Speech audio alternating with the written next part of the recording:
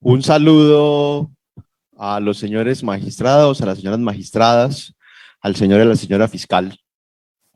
En especial, un saludo a los pueblos que con su majestad originan y dan sentido a este tribunal, a los pueblos que con sus manos labran la historia, protagonizan las luchas y las resistencias, a los pueblos que por designios tiránicos han sido obligados a la violencia, el dolor y el genocidio que aquí se trata. Acusamos al Estado colombiano de al menos 334 agresiones contra estudiantes de la Universidad de Antioquia. Al Estado que ejecutó los verbos estigmatizar, reprimir, judicializar, privar arbitrariamente de la libertad, amenazar, desplazar, exiliar, torturar, asesinar y desaparecer forzadamente. La masacre contra 10 estudiantes del 8 y 9 de junio de 1954 fue el bautizo de sangre de la doctrina de la seguridad nacional. Los militares agresores actuaron según la instrucción anticomunista recibida de los Estados Unidos de América y fueron los primeros promotores de su instalación en el Estado colombiano. Y es que la escuela gringa fue amplísima en su estigma y las y los universitarios tuvieron un sitio en él. Uno de los manuales doctrinales contra insurgentes del año 1947 decía: la subversión no necesariamente es armada, ya que se manifiesta en forma de movilizaciones, huelgas, aplicación de ciencias sociales comprometidas, infiltración en escuelas y universidades. El estigma doctrinario tuvo su primer reflejo en la Universidad de Antioquia el 7 de mayo de 1965, cuando estudiantes y sindicalistas protestaron pacíficamente contra el desembarco de 4.000 soldados, infantes de marina y paracaidistas estadounidenses en Santo Domingo.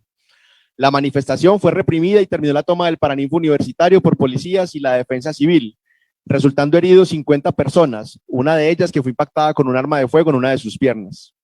Tras los hechos, inició carrera la autoridad negativa del Estado frente a los estudiantes, que informó al periódico El Colombiano del supuesto plan Niño Rebelde, que se dijo era orquestado desde Moscú y apuntaba a una insurrección general en América Latina y agenciado en Colombia por la Federación Universitaria Nacional. Entrados los años 70, la lucha estudiantil se tornó más álgida en la Universidad de Antioquia. La década inició con el éxito parcial de las y los estudiantes en favor del cogobierno universitario. La contestación de la oficialidad fue usar la legislación de excepción y la fuerza institucionalizada del Estado para perseguir, oprimir y eliminar a las movilizaciones populares. En Colombia se emitieron al menos 118 normas y 241 disposiciones que restringieron la libertad de las personas y legalizaron la ampliación de potestades de funcionarios de los poderes ejecutivo y judicial para implementar medidas policiales, militares y punitivas. Muchas de ellas emitidas contra las y los estudiantes, destacando los decretos 968, 1162, 1412, 1678 y 2732 de 1977, que facultaron la implementación de medidas administrativas, disciplinarias y policivas en el marco de la protesta, así como destaca el Estatuto de Seguridad emitido por Julio César Turbay Ayala en el año 1978, norma que fue la condensación y la consolidación en Colombia de la doctrina de la seguridad nacional. En ese marco, en el año 1980 se inició en la Universidad de Antioquia una serie de procesos disciplinarios con sanciones masivas en contra de los estudiantes, que prontamente se extendió hacia algunos docentes y que resultó en la expulsión y desvinculación de 200 personas que integraban el claustro universitario. De manera principal, la legislación de excepción consolidó el uso arbitrario del aparato legal, la judicialización y la privación arbitraria de la libertad, la represión y el exterminio de expresiones estudiantiles adversas al régimen político. Se ha tratado de puestas en escena en que los líderes y activistas estudiantiles han sido sindicados de integrar grupos guerrilleros. En la de Antioquia, al menos se han presentado 64 ocasiones en las que las y los estudiantes han sido judicializados o han sido arbitrariamente privados de la libertad. Al uso arbitrario del aparato legal con fines de inmovilización y reconfiguración de la identidad rebelde de las y los estudiantes, se han sumado las prácticas de eliminación física y social en su contra.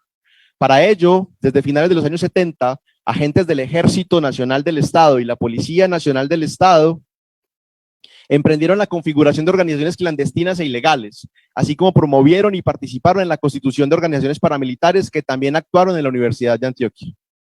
En ese marco, a partir del año 1978, se inició la implementación de la desaparición forzada de estudiantes.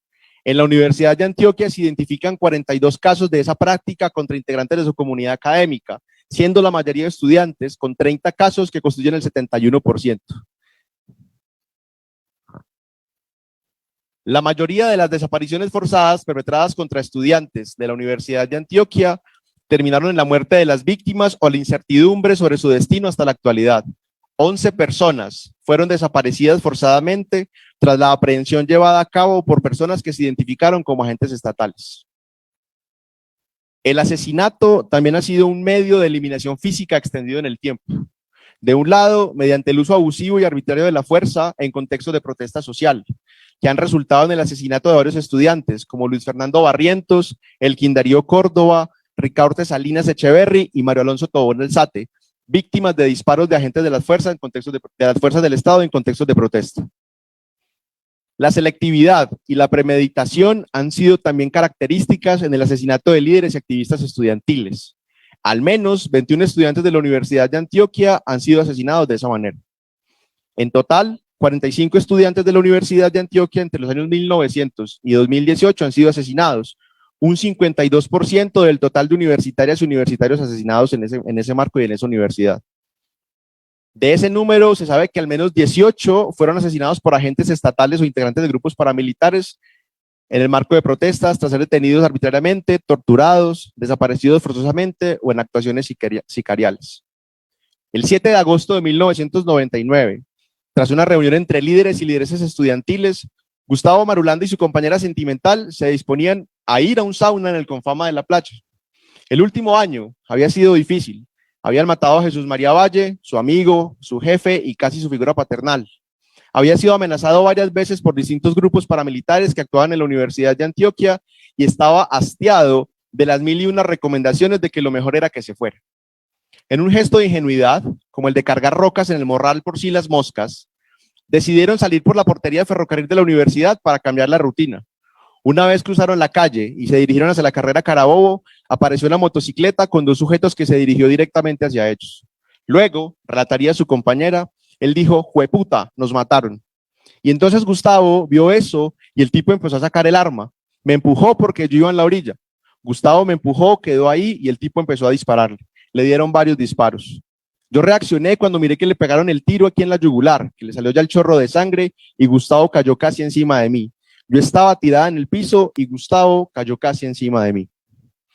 Con el asesinato de Marulanda, los paramilitares empezaron a culminar un proceso de 6 años en que perpetraron al menos 12 amenazas, asesinaron al profesor Hernán Henao y provocaron el exilio de al menos una docena de activistas y el desplazamiento forzado de una cantidad similar.